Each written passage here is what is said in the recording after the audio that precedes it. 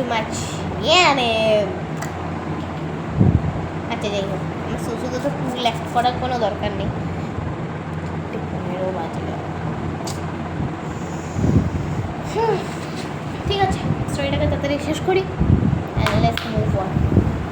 যাই হোক, স্টোরিটা হলো আমার, তার আগে আমি জল খেয়ে নিই।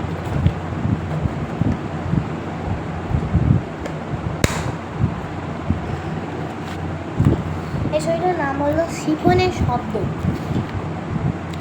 রাজবীর একটা একলা থাকতো একটা পুরনো বাড়িতে। সে কিছুদিন খুব রাত পর্যন্ত ল্যাপটপে কাজ করত।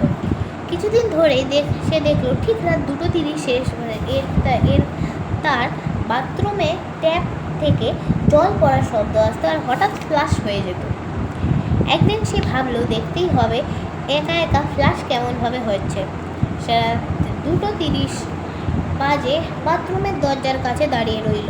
ঠিক সময় শব্দ আসলো আর তারপর ফ্লাশ হলো।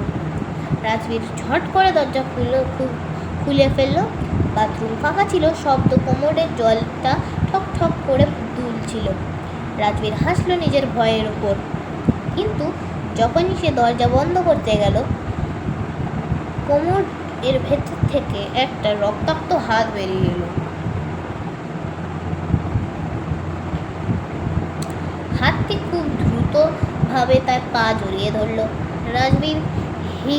রাজবীর নিজেকে ছাড়ানোর চেষ্টা করলো, কিন্তু হাতটা জোর খুবই বেশি ছিল। ওটা রাজবীরকে বাথরুমের মেঝেতে টানতে শুরু করলো। রাজবীর চিৎকার করলো, কিন্তু বাইরে কেউ শুনতে পেল না।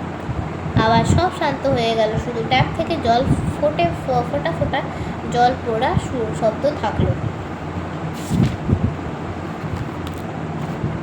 Some questions and a piece of my mind. যখন তুমি দেখছো যে তোমার একটা রক্তাক্ত হাত বেরিয়ে এসে তুমি তখনই পালিয়ে যাচ্ছ না কেন? তোমার কি এমন দেখার ইচ্ছা আছে রক্তাক্ত দাঁতটাকে তখন তোমার একটা হাতের সময় তোমার জুড়ে যাবে দিয়ে তোমার সঙ্গে নাচ করবে না তো? এটাই হলো আমার কোয়েশ্চেন। আর মিনিট হার্ডলি খুবই ছোটো ছিল, আই নো, বাট সে দেখতেই তো হবে না। যাই হোক, এবার আমার কোয়েশ্চেনটা হলো যে একটাই কোয়েশ্চেন আছে, যখন ওর এত কিউরিওসিটি কেন?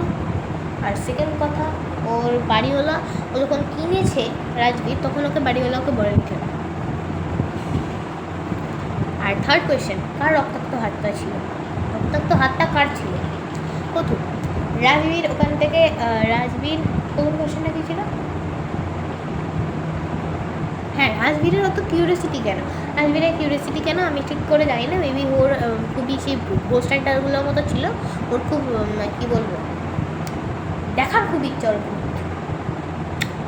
যাই হোক, আর সেকেন্ড কোয়েশ্চেন, ওর কেন ছিল, ওর বাড়ির লোক কেন বলেনি? মেবি ওর বাড়িওয়ালা যে ছিল সে মনে হয় জানতো না যে এরকমভাবে মরে যাচ্ছে লোকরা, আর রক্তাক্ত হাতটা কেয়ার ছিল। মনে হয় রক্তাক্ত হাতটা রাজবীরের আগেও যে বাড়িটা কিনেছে তাকে এরমভাবে যদি কোনো রক্তাক্ত হাত এরমভাবে যদি কেউ টেনে নিয়ে যায়, মানে রক্তাক্ত হাতটা এরমভাবে সাইকেলটা চলতে চলতে যাচ্ছে, মানে রাজবীরের আগে যে করেছিল তার আগের ভিকটিমটার হাত ছিল, ওটা ওরমভাবেই যাচ্ছে হয়তো।